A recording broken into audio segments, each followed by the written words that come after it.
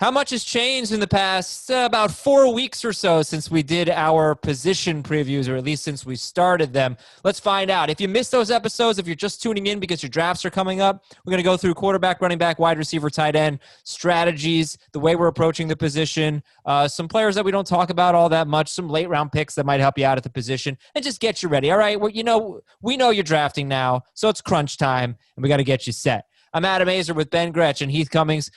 Guys, you going to rest up tonight and get ready for a big draft-a-thon tomorrow? No, we're not, because you scheduled a draft until 10 o'clock tonight, so it's impossible.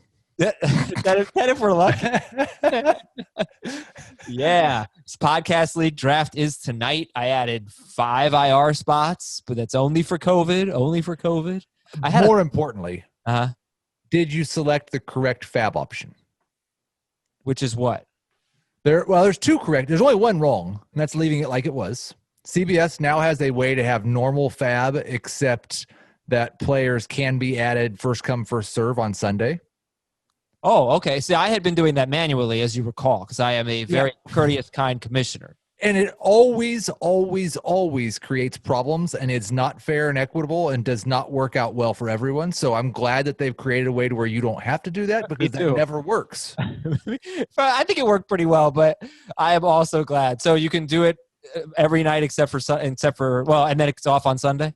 Right. The problem with that is, what if somebody gets scratched on like Thursday night at 5 o'clock? So I think it should just be fab runs once per week, per usual, and then it's first come, first serve for the rest of the week. That's my preference. I don't have a problem with that. I don't like first come, maybe first come, first serve on Thursdays and Sundays. That's a lot of commissionering, if that's a word, but I don't love the free-for-all free agency. I don't think that's fair. No. But fair. There will be very many unfair things happening in the next 4 months, Adam. You know what? I don't know if that's true. We're sitting here assuming there could be so much COVID. There's not as much in baseball I thought there was going to be. Every fantasy football season ever. Like, what does fair have to do with it? Well, Is anybody else on this podcast but me? Adam said a note was like, you have to be ready for the show. We got to go quick, yada, yada. And then he just starts this conversation about COVID rules and just derails the first 5 minutes of the pod. No, I don't think I did. I think Heath did. Okay, let's do the notes. So yeah, you've never met an argument with Heath you could pass up, though. That's true. That is very true. Okay, news and notes. Derwin James for the Chargers. He's out 6 to 8 months with a knee injury.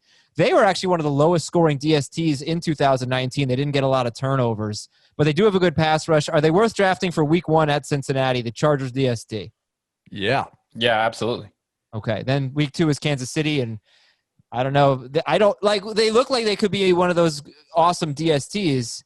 Do they feel more like just a streamer now?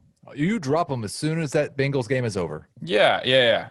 You're not going to hold them through a Kansas City game in week 2. Okay. Eagles, they lost their left tackle, Andre Dillard. Apparently, Jason Peters, who used to play left tackle as recently as last year, he wants more money if he's going to move back to left tackle. So he's either going to play right guard for Brandon Brooks, or he's going to get paid, apparently, and play left tackle. We'll see what happens there with the Eagles. Alshon Jeffery is likely to miss week 1, but he could be back sometime in September. What are our expectations for a healthy, or let's say a playing Alshon Jeffery? I mean, I think he probably leads the wide receivers in targets, especially with Jalen Reagor banged up now and expected to miss some time. I mean, this report puts them up on about the same timeline, right? We expect Reagor to miss the first couple of weeks. It's quite possible. Reagor's at 2 to 4 weeks and Jeffery sometime in September. So, yeah, they could be very similar timelines. So who do you think is going to be better?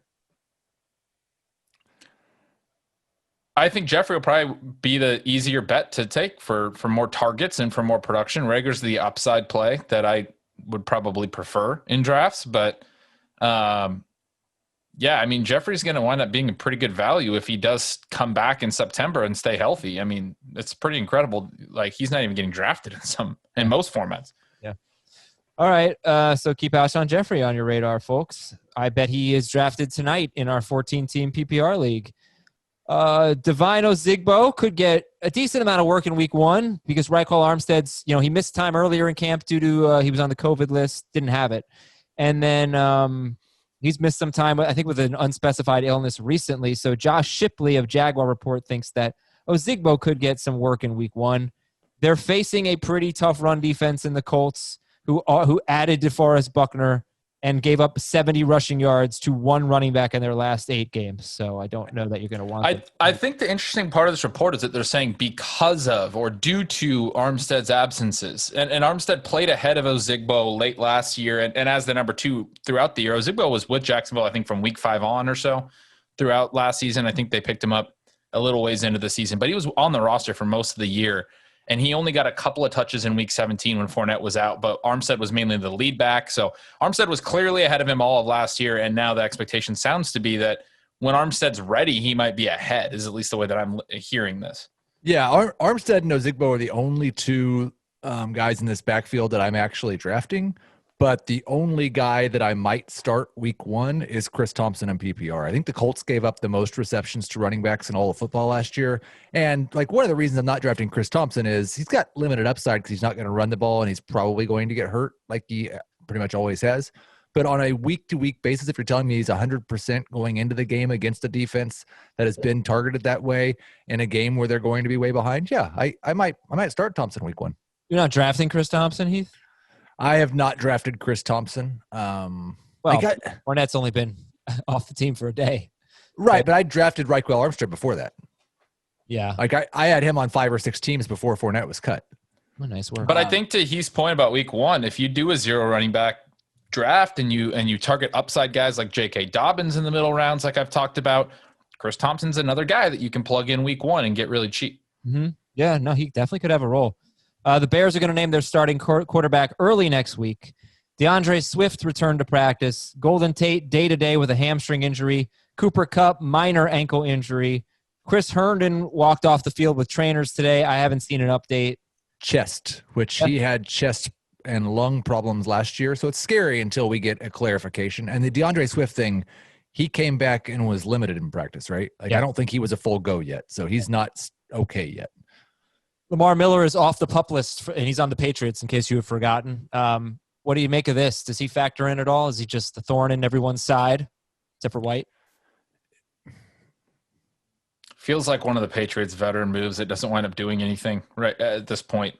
I mean, Michelle beat him back. I meant to look up the most rushing touchdowns that a running back has had with Cam Newton, and I totally forgot, but I'd be interested to know that. I feel like Jonathan Stewart probably had a decent amount. Wasn't there a D'Angelo Williams season? That too, yeah. Yeah, like a double-digit touchdown season or something. He had 20 TDs one year, but that may have come before Newton. Yeah, I don't know. I'm interested to know. ESPN Giants reporter Jordan Renan has written a lot about Saquon Barkley in the passing game. And the article today, I don't know if he wrote the headline or not, but it was something like why Saquon Barkley could have 2,500 total yards. And Jordan Renan said, the passing game is where Barkley could make significant gains. Watching him run routes at practice, the mismatches are obvious. His routes are crisper than ever. His explosiveness has returned. Linebackers and safeties have no chance. So we've talked about this with Barkley, where he's been kind of like a 60-catch running back since the second half of his rookie year. And down the stretch last year when everyone was healthy, I think it was around 55 or 60 catches. That was his pace. So do you make anything of this report? And do you expect more of a passing game role than perhaps we anticipated for Saquon? It doesn't change anything for me because he's the clear number 2 in all formats for me. Right. And I'm not going to put him ahead of McCaffrey. I've gotten that question. I think that's silly. You've gotten that question? Yeah. People are like, would you consider Barkley over McCaffrey? Like in DMs and stuff. And I'm like, no, I would not. Christian McCaffrey is the modern Marshall Faulk. Like, look what he did last year. Yeah. No. Yeah, look, Barkley could certainly be better than McCaffrey, but I just don't see how you could take him ahead of him, you know? Right. It seems like, sure, it could happen, but it seems just so obvious to take McCaffrey. But all right, anyway, J.K. Dobbins, according to John Harbaugh, will have a significant role in the offense. What does that mean to you, Heath? I've projected him for a significant role. Like, I think Gus Edwards had a significant role in the offense last year. So this is encouraging that I was a little bit worried that like week 1, it would be Ingram and Gus Edwards and Dobbins might just get a handful of touches. It sounds like he's already passed everyone but Ingram on the depth chart, hopefully. Yeah, last year the carries went like this for the Ravens: 202 for Ingram in 15 games, 176 for Lamar Jackson, 133 for Gus Edwards, 58 for Justice Hill. Yeah. I mean, this makes me so excited about Dobbins. I just want to cut in here because, like, Edwards got 133 carries, you just said. So if Dobbins is potentially going to get that, that's huge, right? But we also have to recognize that Mark Ingram is 31 years old now. I mean, he was very, very good last year. He'll be 31 in December, excuse me. Very, very good last year. But how long is this guy's career going to go, and how long is he going to be able to lead? I mean, there's possibilities he gets nicked up and banged up this year. And if that happens, we already know that Dobbins is, this upside pick, but the standalone role adds so much to it too. I want to look something up for Dobbins. It's my favorite thing about him. And I have looked something up for you. Oh, okay. If that makes you happy. Go ahead. In 2016, Jonathan Stewart had 9 rushing touchdowns. In the following year, 2017, he and Christian McCaffrey and Cameron Artis-Payne had 9 rushing touchdowns. And in 2018, McCaffrey and Cameron Artis-Payne had 8 rushing touchdowns. So 8 or 9 his last 3 years in Carolina for the running backs. Okay. These were the last 4 games of the season for J.K. Dobbins. He faced Penn State, Michigan, Wisconsin, and Clemson. And he rushed for 157 or more yards in every game. Now, granted, he had 30 carries or more in 3 of those games. But Penn State, Michigan, Wisconsin, and Clemson, okay, it's not like he was facing some MAC school. Sorry, MAC. 157 or more yards in every game. 4.4, 6.8, 5.2, 9.7 yards per carry. I love J.K. Dobbins. I'm really excited for him. Miami head coach Brian Flores said that Tua Tagovailoa's hip will be a factor in choosing a week 1 starter. Did this just signify to you even more that Ryan Fitzpatrick is going to be the week 1 starter? Yeah. All righty. And one more note that you don't have on here, but Miles Sanders was doing some shadow work, and I saw somebody speculate that if he was significantly hurt, shadow work meaning like kind of going through the motions, if he was significantly hurt, that he probably wouldn't be doing that. So I thought that was a little bit of a positive update on him. So we are going to get to the position preview reviews in just a moment. First, we have our tweet of the day. Comes from Danny Kreitz. Ben Gretch's perfect league setup. 1 quarterback, 5 wide receivers, 3 flex, must be 25 or younger, and 1 point per 10 air yards. Heath, would you play in that league? I really enjoy different leagues. This kind of highlights something that I thought about when I realized we were doing the position preview updates, and it was me and Ben. This may not be a fully all of the CBS view of the running back position in the next 15 minutes. Maybe I'll try to give them more like every man. Without the 1 point per 10 air yards, which is a little bit extreme, I'll play in this league for sure. It's got an age rule on your flexes. Yeah, you can't play running backs that are more than 25 years old. There's nowhere to put them. If everyone, right, that's true. Man, you had to have 36 players in your starting lineup every week that are under 25. That's rough. Why not just make it an 8 flex league instead of 5 wide receivers and 3 flex? I'm in a few of those 8 flex leagues. Yeah. How and what's your typical breakdown? These are a specific scoring system that's designed to make the positions basically equal. And so it's best ball. So it's really wild. All right. Well, today's show is sponsored by ButcherBox. So hungry people, listen up. Maybe you're planning. This is perfect for Heath, by the way, because you grill every weekend. All right. So I'm going to save you some money and get you the best meat that you've had in a long time. And if you're planning maybe to grill on Labor Day weekend, or you just want to stock up on delicious, high quality meat, 100% grass fed finished beef, free range organic chicken, heritage breed pork, or wild caught salmon, you can't find that at the grocery store, but you can find it at butcherbox.com/FFT. butcherbox.com/FFT. Get free ground beef for life. More on that later. So I can't tell you how much I love ButcherBox. I genuinely do. It's such high quality stuff. It's very affordable. We're talking about $6 per meal, and it gets shipped right to your door. And it's the way meat should be. All of the meat is free of antibiotics and added hormones. Each box has 9 to 11 pounds of meat. That's enough for 24 individual meals. You can go on there. I can customize my own ButcherBox, or I can just use one that they have listed on the website. Either way, you're going to get exactly what you want. I know our audience pretty well through all the sponsorships that we've had, and this one is perfect for Fantasy Football Today listeners. You're going to love ButcherBox. So much better than the stuff that I used to buy at the grocery store. It's just not even close. So you want some ground beef for life? You can get that. ButcherBox is offering new members ground beef for life. So that is 2 pounds of ground beef in every box for the life of their subscription. Go to butcherbox.com/FFT, butcherbox.com/FFT. Okay, quarterbacks, here we go. So let's go with Ben. Ben, I'll give you the first word. Has anything changed in the last month, 3 weeks, 4 weeks, month, whatever, at quarterback? And what is your overall strategy? If somebody, think of this as like somebody hasn't been listening, they got a draft tomorrow, they need help with quarterback, what would you tell them? And what has changed, if anything? The biggest thing that's changed is Cam Newton is now my QB 13. I was already getting really excited about him before, but Bill Belichick's raving about him. And he's a guy who every time he's played 16 games has been a top 5 quarterback in 4-point per passing TD leagues. I think top 6 in 6-point per passing TD leagues, but very good. As recently as 2018, he was still running pretty well. Even if you look at his last 3 years, 2016 to 2018, he averaged over 500 rushing yards and 5 rushing touchdowns. He provides a huge rushing floor. That's still going to be there. I still think Belichick will use him creatively. So he's a big target for me in the later rounds. Strategically, I'm not going to take Mahomes or Jackson where they have to go. The Murray, Prescott, Russell Wilson, Deshaun Watson group late in round 6, early in round 7 is interesting. I think it's an interesting early draft spot versus late draft spot discussion because they don't usually make it back to the end of round 7. At the 6-7 turn, if I have an elite running back, it makes it a little easier to pull the trigger on that quarterback.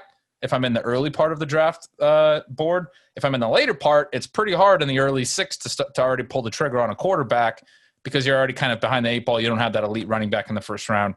But if you were to take, let's say, Austin Eckler or Nick Chubb or something like that and give yourself 2 good running backs, 2 top 12 options, are you more likely to, in round 6, take that would be, I guess, early in round 6, but you're not going to get your quarterback in late round 7. If you had that pick early in round 6, would you take Kyler Murray, Russell Wilson, Deshaun Watson, Dak Prescott, one of those 4? If I did that, I wouldn't take that quarterback there because I'd be too thin at receiver. But also you're asking if I would do something that I would pretty much never do. So well, all right, but we'll get to that in the running back. But if you were giving it, because I think if I started 2 running backs and then I went wide receiver, wide receiver, wide receiver, I could have 3 great wide receivers at that point, and I'd be thrilled to take one of those 4 quarterbacks there. I wouldn't do that. I would want a 4th receiver by that point, or I would have probably considered a tight end earlier as well. Okay. When would you feel comfortable with Mahomes and Jackson? You're probably not going to get them, but if they fell, when would you take them?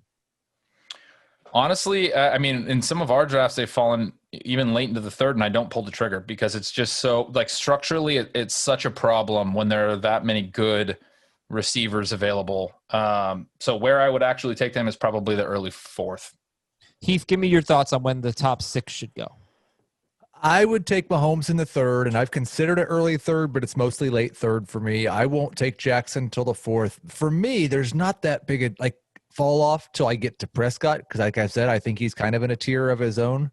I would take Dak Prescott in the 5th round. I don't often, just because it seems like there's someone else that's fallen, or like Ben said, I don't have a running back yet. But if Dak Prescott's there in the 6th, I am smashing the draft button. And I'm at the end of the 6th, I'm pretty happy with Wilson or Watson. I'll take Kyler in round 7. The only thing that's really changed for me in the last month is if I missed those guys, I felt perfectly comfortable saying, okay, I'll just wait until round 11. I'll take Carson Wentz because somebody's going to take Brady over him. Somebody's going to take Ryan over him. And now I don't feel as like, I still think Carson Wentz is a top 12 quarterback. I don't feel quite as confident in that strategy. If I miss one of those 7 guys, I'm now much more likely to draft 2 quarterbacks. Okay. There's never a point, though, I think, in a 1 QB league where any of us are panicking at quarterback, right? Okay, if it has to come down to, all right, I'll take Jared Goff and Ben Roethlisberger. Or for Heath, I'll take Gardner Minshew and someone else, We're fine, right? Yeah, yeah. I mean, Joe Burrow's another one that I'm getting really excited about. All just positive stuff about him. Newton and Goff both go really late, who are two of my favorite late-round guys. Heath mentioned Matt Ryan. I think he goes later than he should sometimes because they're going to throw a ton. So yeah, I never panic. The discussion about whether to take that second tier quarterback I just had is like the only time I'll deviate from waiting because it's so easy to wait.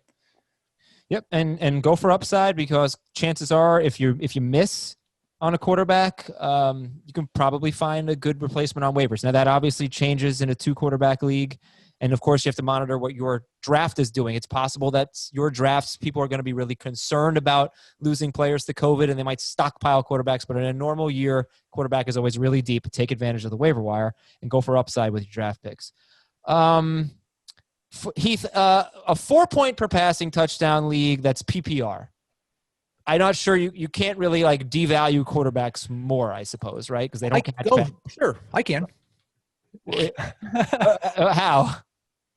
I mean, they do fall down my board just a little bit more. I wouldn't take Patrick Mahomes in the 3rd round. Oh no, I meant you couldn't think of a format that devalues. Okay, yes. Yeah. Well, except for 2 QB and super flex leagues, right? 1 QB league, PPR, 4-point per passing touchdown. It's the worst for quarterbacks. I'm less likely to draft one early. It's probably the only format where I'm drafting Josh Allen now. I'm getting less interested in him in 6 points per passing touchdown leagues. And when you get, especially it changes things when you get to that second half of the quarterback starters, I guess you would say. I'm much less likely to draft the Brady, Breeze group in that range. I'm much more likely to draft someone like Daniel Jones or to start the year streaming with Tyrod Taylor. That makes a pretty big difference in that portion of the rankings because those guys are, and that's like, it makes sense because part of the reason we're waiting at quarterback is because we're saying the difference between 7 and 17 is almost nothing. And so if you make a massive change to the scoring system, it makes a massive change to the rankings and guys go from 17 to 7 or 7 to 17. Okay, I'm going to ask you some questions about quarterbacks that I don't think we talk enough about. So here we go. Who are you taking, Baker Mayfield or Joe Burrow? Burrow, who goes a little bit later. I'm not taking Mayfield anywhere. No, it's Burrow, and I've not drafted either of them, I don't think, but Burrow was the one I would do if I had to. A little interested to see what Mayfield can do in weeks 2 through 4. Week 1 is at Baltimore. Week 2, Cincinnati. Week 3, Washington. Week 4, Dallas. Don't know. They lost their leading sacker from last year. They lost their top cornerback. Well, one of their top cornerbacks. So, that's the reason I don't take Baker Mayfield is like you say Cincinnati and Washington, and let's just assume it's because those defenses are terrible and they're going to score a bunch of points. What's the over-under for the number of pass attempts for Baker Mayfield? Because Washington and Cincinnati are probably not going to score a lot of points against them. I guess the Bengals could be a shootout, but like the problem for Baker Mayfield is he's playing a good defense, so we don't want to start him against them, or they're playing a bad team, so he's going to throw 25 passes. Okay. How surprised would you be if Derek Carr, Drew Lock, or Phillip Rivers had a huge season? Very surprised in the sense of Carr and Rivers. Locke I can see, but I don't. There's a lot of risk there, so he's not somebody that's high in my rankings. But yeah, Carr doesn't really push the ball downfield enough. Rivers doesn't have any mobility. Those guys, it's tough for them to have monster years. Define huge. Top 10 quarterback. Like I could see Derek Carr or Phillip Rivers or Drew Lock finishing 10th this year.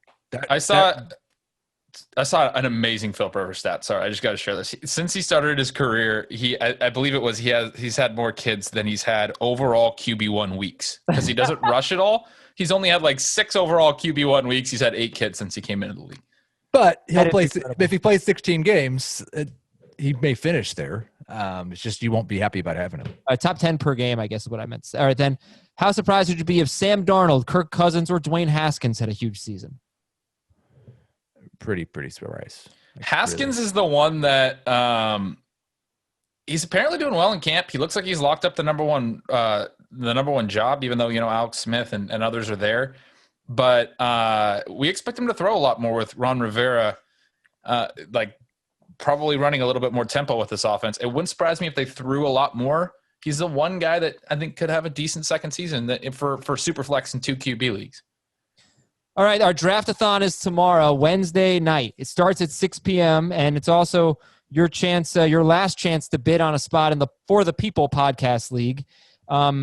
Or you can be a guest on our podcast or have a Zoom call with an expert or get a custom designed fantasy logo.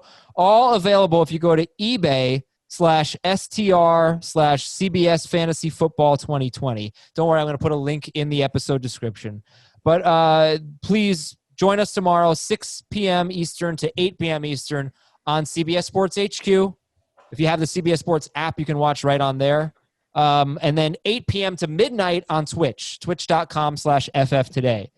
Our brand new podcast, Fantasy Football Today in 5, is out. Get caught up on the news of the day in just 5 minutes, first thing in the morning. Download and subscribe on Spotify, Apple Podcasts, Stitcher, smart speakers, or wherever you listen to podcasts. Heath, I think I should give you running back, at least the first words. How have things changed, if at all, in the last few weeks, and what should people know about drafting running backs? Not everything has changed in the last few weeks, but it kind of feels like everything has changed in the last month, at least for me and how I'm viewing the running back position. I was tweeting about this earlier today. My busts in my running back preview a month ago were all rookie running backs. All of them, according to ADP, are being drafted a round and a half to 3 rounds later than they were a month ago.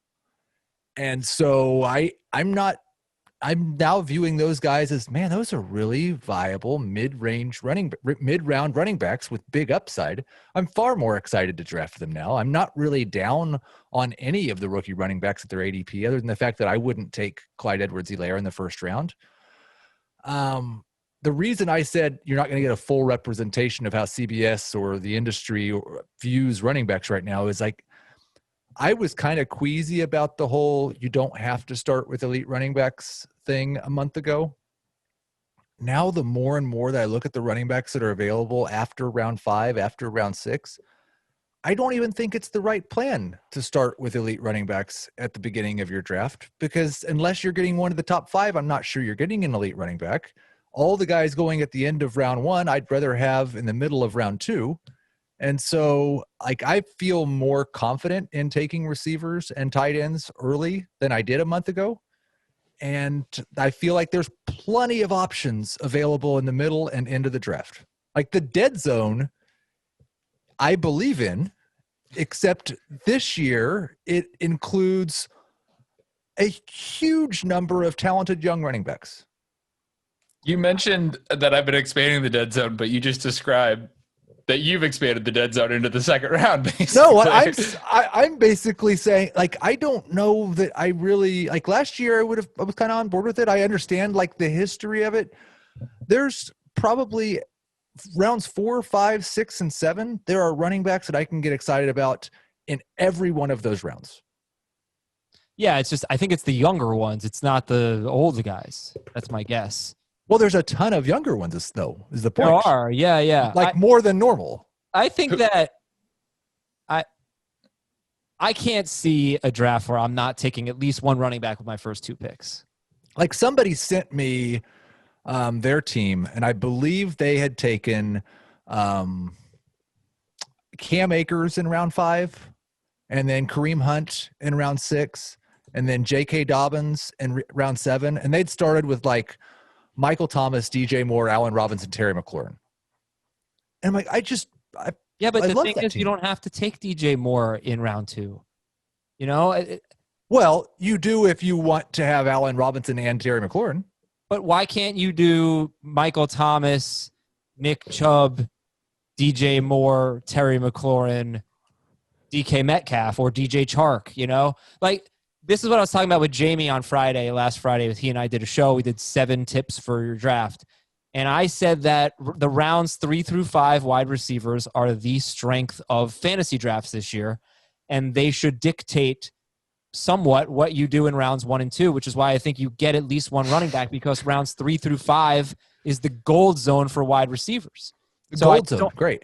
If you go back and listen to the wide receiver preview pod, I'm pretty sure that's exactly what I said, that rounds 3 through 5 receivers should dictate your draft strategy. So that's a very astute point that you came to a month later, Adam. Good Honestly, job. dude, I think we've all been saying that since we were doing mock drafts like months and months ago. It's just always felt that way.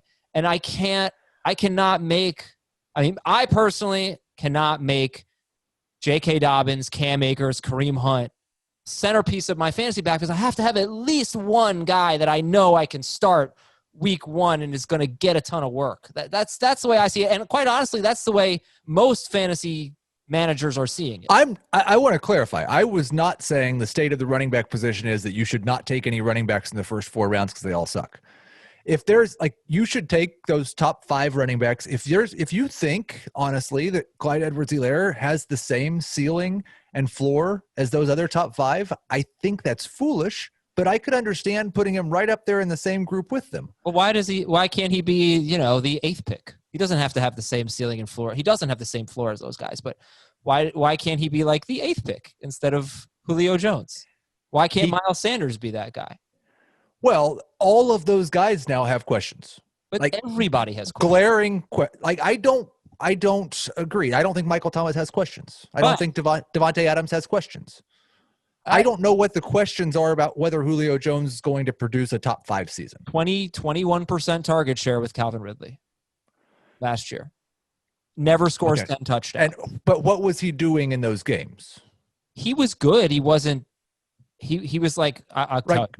Yeah, but I mean, okay, then don't take Julio Jones. There's still several other like Tyreek Hill. But why wouldn't I take Miles Sanders or Josh Jacobs or Clyde Edwards-Helaire there? I don't think you should take Jacobs, but you can. Julio Jones, but I don't know why I wouldn't take those running backs when they're not going to score as many points. 320 touch running backs who could score 12 touchdowns are such valuable currency in fantasy. The point that you made to Heath's point when you listed out the receivers, and you gave a different idea, and you said Chubb in the second. Chubb's not a guy that I want because of the receiving negativity, but a first or second round running back, you still describe taking 4 receivers in the first 5 rounds. And I think you can still, your point is valid. The depth at receiver is strong enough that you can still take a running back early and do that. I think another point that Heath might make and that I would make is that when you don't take a running back early, you can also take a Kelce or a Kittle in the second round, or you can take an Andrews in the 4th round, which I like to do, and still take 4 receivers in the first 5 rounds. So you do have to pick and choose a little bit, but I agree with you that, yes, you can take 1 early running back and still get plenty of receiver depth this year. Yeah. But also another thing I want to chime in here, because we're talking about the running backs right now. Heath named a bunch of good guys in like round 6, round 7 range. It's deeper still by a lot. There's the Phillip Lindsays. There's the Kerryon Johnsons. Zach Moss is really interesting for a week 1 role. Antonio Gibson keeps getting a ton of buzz. These are 7, 8, 9. Tariq Cohen, Boston Scott, I love. These are 7, 8, 9, 10 round guys sometimes. Joshua Kelly is going in like the 10th or the 11th. Guy might have a legitimate week 1 role. Part of that's because of the influx of rookies this year. Part of that's just because there's some uncertainty in a lot of these backfields. But we are really deep at running back this year in projectable week 1 roles in a way that we've almost never been. And Nahim Heinz goes in like the 13th round. The dude's going to catch passes every week from Philip Rivers. James White now has a round 10 ADP, and I don't understand. I understand that at all. Yeah, no, that's good value. But look, I mean, there are a lot of wide receivers I like late too. And I think if you take running backs early, let's say you start with 2 running backs, okay? Let's say you start with Miles Sanders and Kenyon Drake or something like that. You can still get very good wide receivers. You're obviously not going to get an elite top 2 tight end. You can still get great wide receivers, and you can still get all that running back depth later. It's not like you take those 2 and then all of a sudden you stop drafting running backs. So a big thing is that strategy can work, and that strategy looks better on paper as well. But you have to also recognize that running back is the most fragile position. It's the most opportunity-based position. We just saw a massive shift in the Jacksonville running back values because Leonard Fournette got cut. Okay, that is not going to happen to every running back. But jobs, any running back, it happens a lot. Well, it might happen with Alvin Kamara. Damian Williams opted out, and Clyde Edwards-Helaire went from a falling late 3rd round pick to the top 6 overall. We've seen like Deandre Swift got banged up. His value dropped a ton. running back values shift more because of injuries and changes in projected opportunity than any other position. Heath led this by saying almost everything has changed in the last month. And that's what happens every season. A month into the season, everything changes a month into the season. You don't have to choose sides. You can draft running backs early and draft running backs late. If Dave would say everything that you're saying is right, that's why I want more running backs. And I kind of agree with that. Like load up on running backs, but I at least want to have some steadiness, some reliability at the top of the draft. But yeah, I'm making this point because I'm almost like arguing for ADP for what people are actually doing because I feel like I need to put that viewpoint out there. Sure. Agreed. But you said you wanted steadiness and reliability at the top of the draft. The way you get that is not by drafting running backs. Right. They're not steady and reliable. Like even last year, the year that led us into this draft 15 running backs in the first 2 rounds business, the first and second round running backs were like a 50-50 bet. Let me look that up because I remember. Okay, you know what? But that might have been because of injury, not because of performance. Because they get hurt more than receivers. Yeah, that's fine. By the way, Julio Jones in those 12 games for him was 13 weeks, 12 games. 92. He was on pace for 92 catches, 1,355 yards, and 5 touchdowns. So that wasn't great. I think we need to go back because people are obviously listening to this and pulling their hair out at Ben and I understand that. When I say everything's changed over the last month, did Alvin Kamara practice today? He's not sure. Still not shown up since last week, and we've got a report that it's like a holdout. Joe Mixon has migraines, and there's reports that might have something to do with the contract. Miles Sanders has a hamstring injury and hasn't practiced for a week and a half. Kenyon Drake is out of his walking boot now, but not fully participating in practice. It's not that I just decided I don't want to draft running backs in the first round anymore.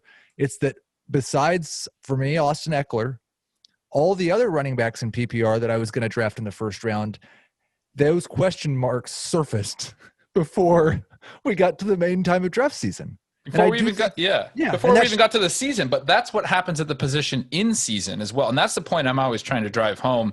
And to your point about the stability in the early rounds being more receiver based, Adam, you make a good point about Julio, but he was still productive. He was underwhelming, but his floor is a lot higher than David Johnson, who I took in first rounds last year. I liked him a lot. For anyone who was listening to us last year, he got benched. They traded for someone to replace him, and he had no value. Julio Jones still was a starter. He just wasn't as good. If I felt like I couldn't get not good, but great wide receivers in rounds 3 through 5, I would totally agree with you. But the way ADP works now is it's so running back heavy where we are expecting about 14 running backs. In the first 24 picks, we're expecting about 14 running backs, 2 quarterbacks, 2 tight ends. That leaves 6 wide receivers going in the first 2 rounds. So that roughly. That means rounds 3 and 4 are loaded with great wide receivers and guys that could realistically finish top 5. And that, I think, is the strongest case for taking running backs in the first 2 rounds. And you don't have to, but that's the case for it. No, it's a good case. I want to make that clear. It's a good case. I want to make one last counterpoint, though. I think what happens with people who go that route and then they have a wide receiver injury or something goes wrong with the wide receiver, because we can't be certain that wide receivers are going to be 100% hit rate, right? Then they say this didn't work. But part of that's my whole point is this is why I say draft an extra bench receiver in the high leverage rounds. Get strong at receiver. They're still more stable, but you want to make sure that even if you do miss on one receiver, you have a little bit of resiliency there. You've kind of pressed that advantage at the wide receiver position when you take them early. What you're talking about is basically filling only your starting spots, maybe not even your flex, with some good receivers. But then you lose one of those guys, all of a sudden you're like, man, this didn't even give me strong receivers. And so I'm saying that you can kind of almost take that a little bit further and be deeper at receiver and then still get some of that running back value in round 8, round 10 that we were just talking about. You know, I want to look up one of my teams that I've drafted because to show you the way I'm building a team, because I just don't think it's that different than what you're doing. Well, I think the difference is right. I think the difference is with the approach I'm talking about. My number 1 wide receiver might be the number one wide receiver in fantasy this year, or he's a top 2 or 3 guy. Your number one wide receiver is awesome, but he's probably more of a low end number one. My number 2 is a top 8 or 9 wide receiver. Your number 2 is an excellent number 2 that's awesome, and if he plays 16 games, will probably be a number 1. And my number 3 is still a top 12 wide receiver. But you need to understand, though, that I am not married to taking 2 running backs with my first 2 picks. I'm kind of married to taking at least 1. So let me tell you, this is an IDP league. Things are a little bit different because defensive players are going. But I think when you just look at the crux of my lineup, like I took a running back in round 1 and 5. So I went Alvin Kamara, Travis Kelce, Juju Smith-Schuster, Robert Woods, Ronald Jones. My number 3 wide receiver is Sterling Shepard, and my flex right now is Cam Akers, but that's probably going to be like Deebo Samuel, or I don't know. I'll figure it out. No, I mean, it could be Cam Akers if Darrell Henderson, I don't know, whatever. But Matt Ryan's my quarterback. But Matt Ryan, Alvin Kamara, Ronald Jones, Cam Akers, and then my 3 receivers are Juju, Robert Woods, and Sterling Shepard. My tight end is Travis Kelce. So like I said, I'm not married to running back. I went Kelce in round 2, but the fact that team can win. Yeah, that team can certainly win. I think we would all agree on this type of structure, you know? Kamara was an easy pick at 5. Kelce was an easy pick for me in the middle of round 2. I would say we can all agree on that, but I would also say that Shepard as your wide receiver 3 is giving up a lot of points to the types of teams that Heath and I are building, and you do have a little bit more risk with both Kamara and Jones in the top 5 picks. I mean, even though you didn't go running back, there's a lot of scenarios where Jones misses a block and gets benched right away. There's scenarios where Kamara just doesn't start to show up to practice, right? Mm-hmm. And those guys lose a lot of value. And now you're relying on Shepard to really be a breakout receiver, and those are a little harder to come by than breakout running backs late. I mean, he's still good, but that's the price of having Kelce. Otherwise, Shepard would be a better player. But sure. Fair enough. Okay. Running back and wide receiver are always so closely linked. So I think we covered a lot of wide receiver strategy, but let me ask you these questions real quick about these running backs. By midseason, who is the best running back for Buffalo? Ooh. Josh Allen. I think they're pretty even. Josh Allen. Zach Moss, you got to like. He's one of my favorite round 7, round 8 picks. Who's the best running back by midseason for the Rams? Cam Akers. Who's the best by midseason for the Ravens? J.K. Dobbins. I would say like for fantasy or we're talking just fantasy points, right? Mm-hmm. I think Mark Ingram's still getting the most touches and scoring the most points midseason. If he's healthy. For the Colts. Mac. Jonathan Taylor. For the Lions. Carry on. Swift for me. For the Dolphins. Howard. Breida.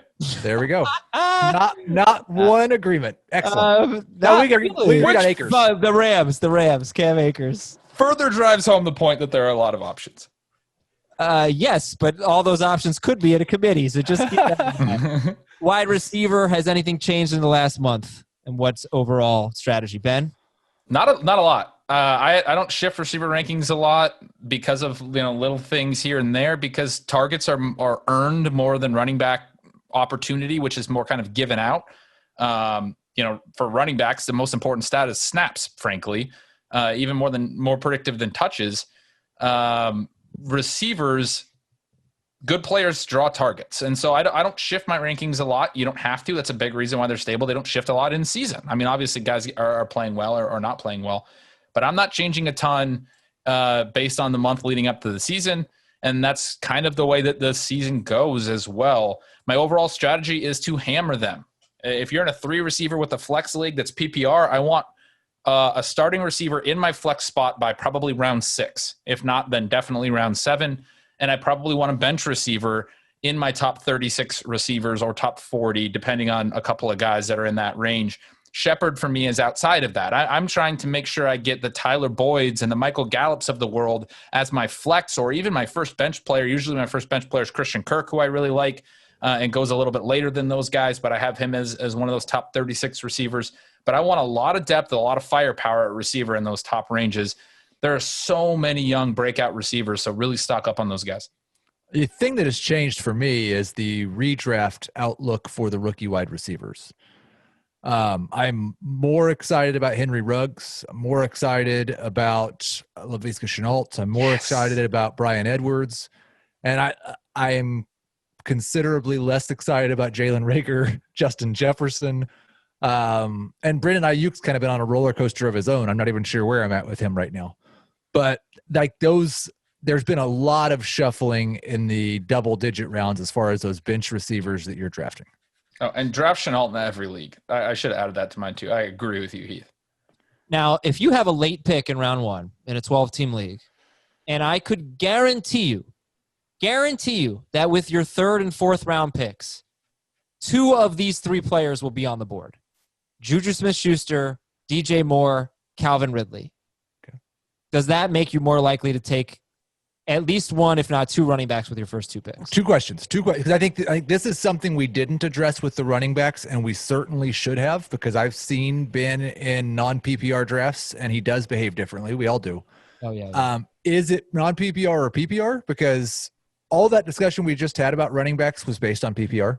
We should have. Yes. Yep. We should have told you that. We should have. We should have. But if it's PPR and I can start 4 wide receivers, then it doesn't change anything for me. Yeah, that's the other thing. Right. That's the second question. How many receivers are starting? Because I was thinking I knew Heath's questions. Yeah, that's a big difference. I mean, I'm going to say 2 wide receivers and a flex. I want to really hammer this point home. If you're in a non-PPR league, or if you're in a league where you can only start 2 wide receivers and there's no flex, then just like delete from your mind the things that I said about running back. Yeah, just delete. And I agree. I agree. Right. No, it makes a huge difference. Those leagues are getting less and less common, but I know there's still like a quarter of leagues or something are like that. So what if it's 2 wide receivers and a flex? Well, what I was saying was trying to hammer home get to the first bench spot with good receivers. In 2 wide receivers with a flex, that's only 4 receivers, right? In the top 6 or 7 rounds, which leaves you room probably the top 7 rounds, leaves you room to get 2 running backs in the first 2 if you want, or, somewhere in those 7 rounds, plus even a potentially an elite tight end. I do that a lot more in those leagues where you can only start 3 receivers. Okay. So I'm not sure if we answered. All right, fine. So to your question, PPR, 3 receivers and a flex, the most wide receiver favorable strategy. I'm guaranteeing you that in rounds 3 and 4, you can take 2 of DJ Moore, Juju Smith-Schuster, Calvin Ridley. What do you do with your first 2 picks? If I can get Michael Thomas or Devontae Adams there, I'm taking them. Mm-hmm. If I can get Tyreek Hill, Julio Jones, or Travis Kelce there, I'm taking them. I'm not going running back whatsoever. So you wouldn't at least take 1 running back and Julio Jones and then those 2 wide receivers? These are all starters I'm drafting. Mm-hmm. So it doesn't really matter to me where I'm putting them. Oh, you're not locking up your flex if you take Kelce, I guess. Well, or if I'm locking up my flex with Calvin Ridley, I am okay with locking up my flex with a top 10 wide receiver. But you just said 3 receivers. Oh, because if Heath went wide receiver to start. Yeah. If I could start with Devontae Adams, Tyreek Hill, DJ Moore, Calvin Ridley, and you would do that over Miles Sanders and Clyde. I'm probably going Miles Sanders, Tyreek Hill, and then I'm taking Moore and AJ Brown, and then I'm taking another receiver, or I'm considering Kelce. If Hill and Thomas and Adams all went, I'm considering Kelce early in the second, and then hammering receiver from 3 through 7. Okay. Right. But I would be okay taking 1 running back. I wouldn't go 2. More wide receiver questions for you. Give me just names. Give me 3 late round wide receivers you're drafting a lot. Shenault, Kirk. I have Paris Campbell on every team. He's a good one. Reagor was on that list for me, but he's hurt now. Oh, Mecole Hardman. Yeah, Kirk, Hardman, and Shenault would be the 3 clear leads for me. I get them on a lot of teams. Does Preston Williams count, or is he too high now? No, he counts. Okay. Yeah, Shenault for sure, Preston Williams, and Sterling Shepard. Okay. Some of us love Will Fuller. Does anyone love Brandin Cooks? I don't think anybody loves Brandin Cooks, but I do think it's a mistake. I don't want to be this guy, but there should be people out there doing for Brandin Cooks what other people are doing for Will Fuller. I don't disagree with that at all. And I love Fuller, and the reason I don't draft Cooks is because I draft Fuller on so many teams. Right. But I think like Cooks has, if he's just himself again and he doesn't get a concussion this year and Will Fuller doesn't stay healthy, like I'm not even sure that last one has to happen, but I'll just say it as a qualifier, then Cooks is probably a top 12 wide receiver. Okay, tight end. Has anything changed in the last month? What is your overall strategy, Heath? There's been, again, nothing's really changed at the top for me. You've still got the elite Kelce, Kittle. For me, it's then Andrews on an island, and then I just kind of hold my nose while someone else drafts Zach Ertz. The Waller, Ingram, Henry, Hurst group is right there. Like where it's changed for me is with some of the later round guys. I'm not that interested in Gronk anymore. The more they talk up OJ Howard, the more they talk about snap counts for Gronk, and the more you look at target share, if they're actually going to throw it to the running back some, and Mike Evans and Chris Godwin are there, I would rather draft Jonnu. I'd rather draft Blake Jarwin several rounds later.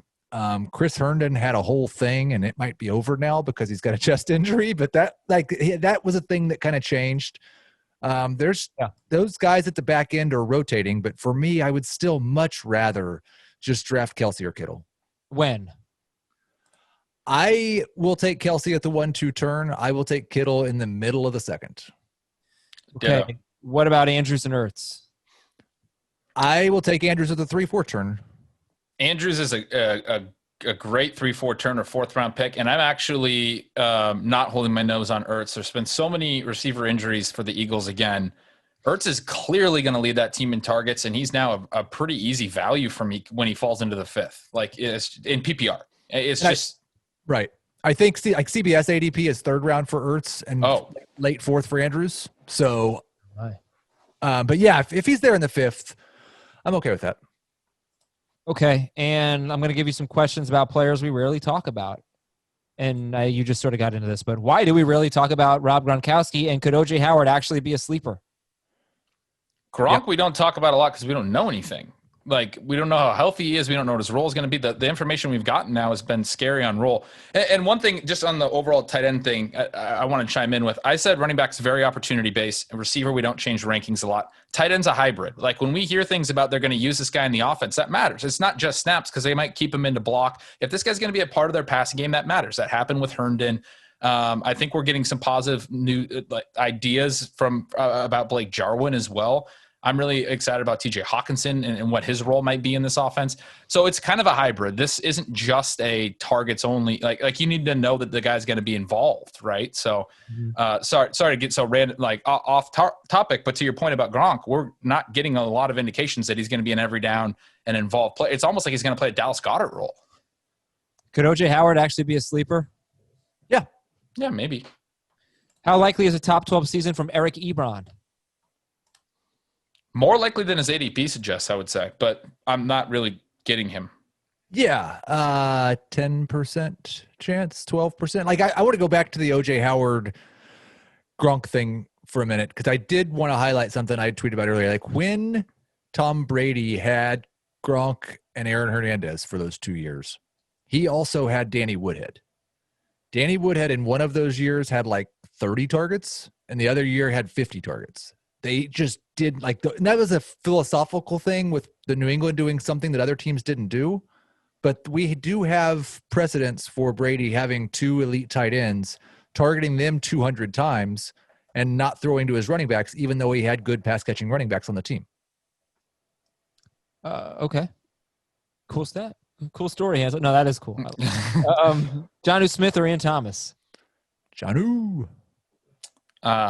They're both pretty low for me. I guess I have Jonnu a little bit ahead, but there's probably guys behind both of them that I draft ahead. Blake Jarwin or Noah Fant? Jarwin. TJ Hawkinson or Jack Doyle?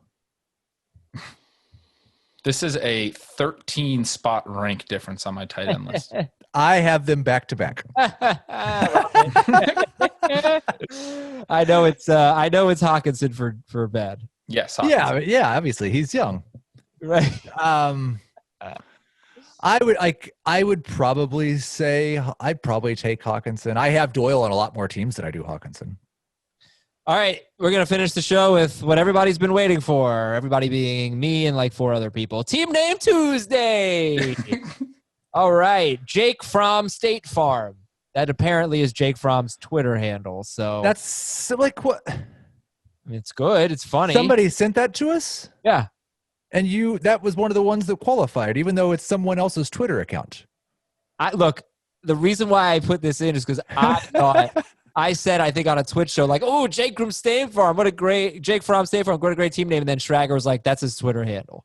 So I was giving a little love to someone who made the same mistake I did. And then Cole McDonald had a farm. Cole McDonald. How about DJ Gimme More? I used to play the Britney Spears, give me more, like last year when we would talk about him. I'm going to name a team DJ Gimme More. Please don't. That's such a you are the worst at team names. These are all terrible, though. Yours are bad, too. These aren't mine. These are from the listeners. Oh. Singletary and Ready to Mingletary. No. Slightly better. No. What? Yeah, that was slightly better than the other ones. Head in the Sanders. Yeah, that's not sure. Good, no. This one comes, I don't know who this is from, but he says, Dave said my team name 2 years ago called Cheesy Jordita Crunch was the worst he's ever heard. Well, now I've drafted Clyde Edwards-Helaire and Patrick Mahomes, and now we get to see if Adam can rap. I whistled for a cab, and when it came near, the license plate said fresh and had dice in the mirror. If anything, I could say that this cab was rare, but I thought, nah, forget it. Mahomes to Helaire. Mahomes to Helaire. Yeah, that's not what about Green Acres?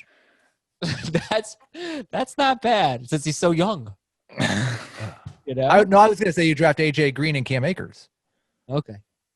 Mahomes to Helaire is good. I like it. Judy and the Higbeast. Judy and the Higbeast. Beauty and the Beast. No, you failed. Taylor Swift. Yeah, of course. Take Mahomes tonight. What do you think? Take Mahomes tonight. C+. Kiki for QT Puffs.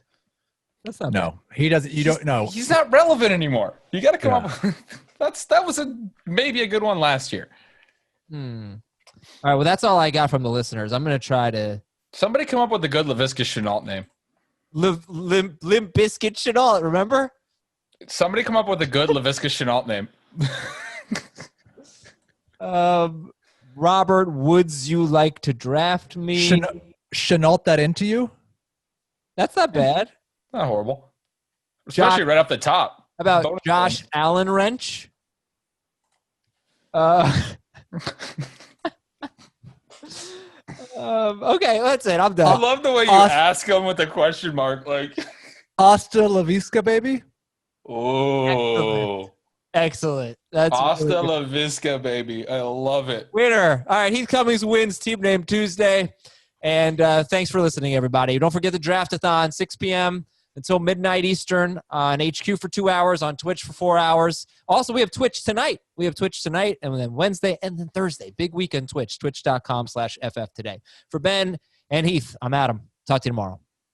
Want more of the Fantasy Football Today podcast and nonstop year-round fantasy advice? It's simple. Hit the subscribe button and hang with us all throughout the year.